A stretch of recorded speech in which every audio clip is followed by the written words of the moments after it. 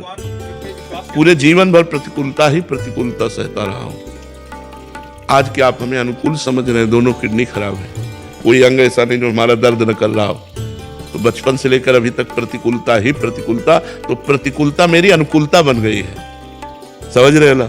दुख सहते सहते दुख मेरा साथी बन गया है, इसलिए मुझे अब दुख से परेशानी नहीं रहती। अब दुख, अपमान, निंदा, इनसे मुझे प्यार हो गया। पूरे जीवन भर चलते चलते मुझे इनसे प्यार है। अब और कष्ट बढ़ता है तो मुझे और सुख मिलता है। जाना है, शरीर को छूटना है। मैं शरीर नहीं हूँ, नाशवान है, मैं भगवान का दास हूँ। वो अविनाशी स्वरूप हमारा है जो चिदानंद में सेवा में भगवान की जाता है। इसलिए हाँ, पहले दिन हमारे विश्वास को भगवान शंकर ने पुष्ट किया। जब मैं 13 वर्ष का शरीर था तो शाम के माताजी से केवल बताया, पिताजी से तो हिम्मत नहीं थी क्योंकि बहुत कठोर स्वभाव के थे, तो उनसे डर लगता था बात करने में। तो माताजी से कहा कि माताजी हम कल बाबा जी बन जाएंगे। अरे बाबा जी बन जाएंगे, उन्होंने विनोद समझा और हमारी बात बन गई, क्योंकि उन्होंने विनोद समझा। अगर सीरियस समझती तो रो देती या कुछ हमको आदेश करती, और उन्होंने विनोद समझा तो ध्यान ही नहीं दिया। भगवान ने हमारी बात बना दी। सब सो रहे थे, उठे, पिताजी को मानसिक प्रणाम किया, सैया पर थे, माताजी को प्रणाम किया, भाई बहनों को हाथ जोड़ा, और एक छोटी सी गीता, और एक ब्राह्मण कुल में जन्मे थे इसलिए चटाई, और वो एक लोटा, क्योंकि गायत्री यज्ञोपवीत हो जाता है ना, तो गायत्री के लिए उतना लेकर बस वो घर से भागे। पैजामा कुर्ता या ऐसा पैंट शर्ट, हाफ पैंट या शर्ट या पैजामा कुर्ता क्या था मुझे ध्यान नहीं है उस समय, मतलब गृहस्थी वेश में ही भागे। और 15 किलोमीटर चलने के बाद थक गए तो एक शंकर जी का मंदिर आता है नंदेश्वर, सरसौल ब्लॉक में नंदेश्वर महादेव, वहां जंगल में जाकर के रुके। अब जब 12 बजे भूख लगी, क्योंकि सुबह से कुछ ना कुछ घर में मिल जाता था, अब सुबह तो मिला नहीं, चलते चले आए। अब दोपहर के 12 बज गए, भूख लगी, तो पहली बार हमारे मन में प्रश्न उठा कि कैसे जीवन निर्वाह होगा, जीवन निर्वाह कैसे होगा, कहाँ रहेंगे, कहाँ जाओगे। तुरंत हम कहा ये तो हमको परास्त कर देगा प्रश्न। तुरंत उनका भगवान जैसे रखेंगे, हम भूखों मर जाएंगे लेकिन घर नहीं जाएंगे, हर कष्ट सहेंगे। इतने में एक आदमी आ गया, हमारे विश्वास को भगवान ने तुरंत पुष्ट किया। एक आदमी आ गया, उसने कहा बच्चा यहाँ एक सूर स्वामी रहते थे, जानते हो क्या? तो हम कहा हम यहाँ नए आए, हम जानते किसी को नहीं। उसका मंडल खुला, 1 लीटर दही होगा, मीठा दही, गांव के दूध गड़वा का लाल दही, लाल रंग का हो गया। उनका तुम पी लो, अब हम वापस नहीं ले जाएंगे, उनके लिए लाए थे, वो है नहीं तो आप पी लो।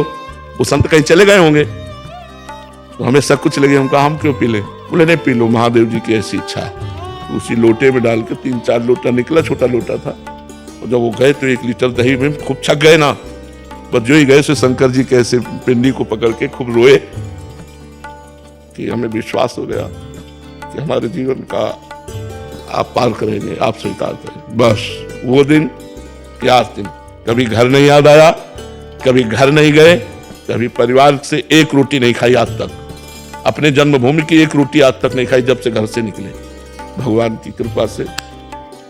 तो बहुत बड़ी जीवन यात्रा कट गई। अब मतलब हम किसी आश्रम या ऐसा हमारा उद्देश्य नहीं रहा, इसलिए हम कहीं रुकते नहीं थे।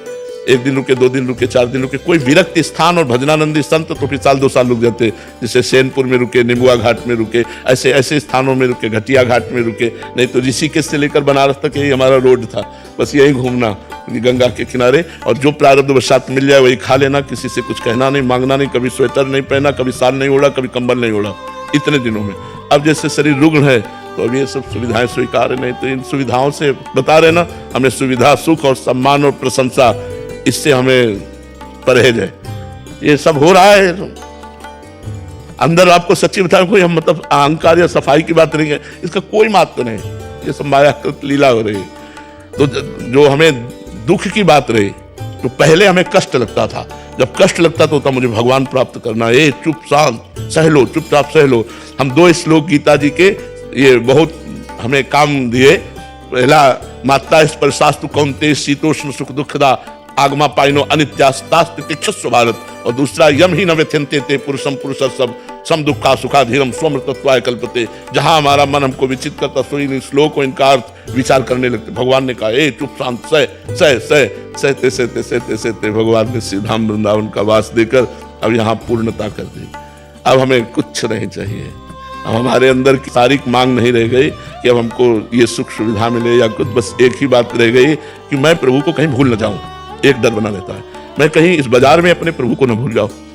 इसलिए उनसे यही प्रार्थना करते हैं कि पूरे जीवन आपके चरणों में गया, अब कहीं आखिरी में लाके ऐसी खंदक में मत डाल देना कि आपको भूल जाए। यश कीर्ति प्रशंसा सब वैभव कहीं ऐसा न हो नाथ आपको भूल जाए, क्योंकि हमारा लक्ष्य ये नहीं है, हमारा लक्ष्य आप है, आपको कभी भूलूं नहीं। तो दुख तो हमारे जीवन का मित्र रहा है और वही मित्र हमको भगवान से जोड़ दिया। तो ये जीवन कथा है हमारी, पीछे से लेकर के अभी तक। महाराज जी हम पर भी दया कीजिए कि हम भी भजन नहीं छूटे हमारा। हाँ, यही सबसे बड़ी बात है, भजन न छूटे, यही सार बात है।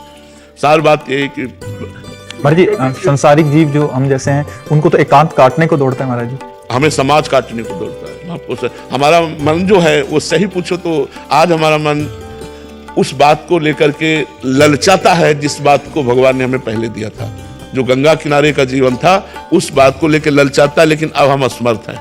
अगर हमारा शरीर स्वस्थ होता तो आपको सही कहते हैं, ये सौभाग्य आप लोगों को ना मिलता, हमको ये सब अच्छा नहीं। भारतवर्ष के लाडली जो ऐसी कृपा करे कि उनके जो ग्रस्त हैं या ब्रह्मचारी भी हैं उनके सबके संशय मिट जाएं, जो आप कार्य कर रहे हैं। प्रयास आप संतों की कृपा से यही है कि हमारे सब समाज अध्यात्म से जुड़े, व्यभिचार और व्यसन से बिलग रहे। जो आज हमारे समाज में व्यभिचार बढ़ रहा है, बॉयफ्रेंड गर्लफ्रेंड लिविंग रिलेशन, जो व्यसन बढ़ रहे हैं, नए नए बच्चे गंदे आचरणों में लग रहे हैं, तो प्रार्थना यही करते हैं कि सब हमारे देशवासी विदेश का आचरण न करें, विदेशी लोगों का अनुकरण न करें। हमारा धर्म प्रधान देश है, हमारे देश को समझो 4 आश्रम 4 वर्ण व्यवस्था बनाई गई है। पहला आश्रम ब्रह्मचर्य है, सबको ब्रह्मचर्य का। आज उसी पहले आश्रम को ही अगर नष्ट कर दिया गया तो हमारी कैसे धर्म व्यवस्था कैसे चलेगी? धर्म व्यवस्था का पहला आश्रम ब्रह्मचर्य, पहले आश्रम में ही व्यभिचार प्रवेश कर गया तो फिर कैसे चलेगा? इसलिए आप संतों की कृपा से लाडली जी के द्वारा ये ऐसा हो रहा है कि कुछ लोग बदल भी रहे हैं, सुन करके लोग बदल भी रहे हैं। तो बदलेंगे, उनकी सीमाएं हैं, बदलने तक की सीमाएं वैसे संत तो सीमित है, उसकी बदलने की सीमा है, लेकिन सर्वेश्वर के लिए तो बदलने के लिए असीमित है।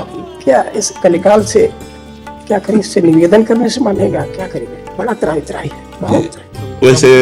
वैसे युग धर्म का प्रभाव होता है, इसलिए भगवान छूट दिए होते हैं और अपने संतों को पावर देकर रोकने का काम करते हैं। वह युग धर्म से के लिए नहीं, अगर वो चाहे तो एक संकल्प मात्र से अनंत ब्रह्मांडों का 1 मिनट में परिवर्तन हो जाए। अब हम लोग तो दीपक की तरह हैं, जो तो अपना अपना उजाला प्रकाश का, कोई 10 को संभाल रहा है, कोई 100 को संभाल रहा है, कोई 1000 को संभाल रहा है, लेकिन पूरी सृष्टि को संभालना तो सिर्फ सर्वेश्वर भगवान के ऊपर है। पर युग धर्म के अनुसार वो भी छूट देते हैं, क्योंकि शास्त्रों में लिखा हुआ है, जैसे कलयुग का प्रभाव है तो शास्त्रों में लिखा हुआ है, तो इसीलिए उसका प्रभाव अपना पड़ेगा। पर संत जन लड़ते रहते हैं, उसके प्रभाव को दबाते रहते हैं और भगवान की जय और अध्यात्म की जय बुलवाते रहते हैं, अध्यात्म का संस्कार प्रकाशित करते रहते हैं। सबको देख के बड़ा आनंद आता है, ठीक है, लेकिन ये सब संशय रहित कैसे हो पाएंगे? ये कलिकाल में बहुत मुश्किल है। सो कलिकाल कठिन उर्गारी, पाप परायण सब नर कल्पित करेंगे चारा, जाय न वरन अनित्य। तो क्या सर्वेश्वर की लीला है? हाँ, सर्वेश्वर की लीला ही मानी। हम लोगों के जो पुराने प्रारब्ध के भोग बाकी है वो हम भोग रहे हैं।